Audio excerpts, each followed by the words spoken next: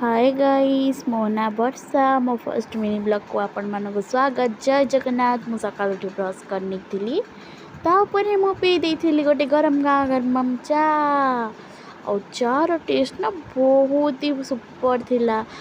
तापर मु जाइली छात उपर को फूल तोड़ापी आम गचर ना बहुत ही बढ़िया फूल होती। ये फूल गुड़ाक मत बहुत पसंद।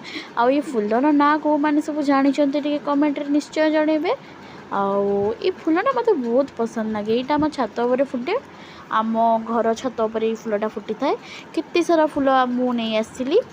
तो मुझे फूल आनी सारापर चलिली घर को घर जा गाधे पड़ी गाधेवाई चलिली गाधे आसी ठाकुर पूजा करें। तो ठाकुर पूजा कर सारापर मु जाइली टिके आमर बारियाड़ को। तो मुझे बारियाड़े टिके मस्ती करी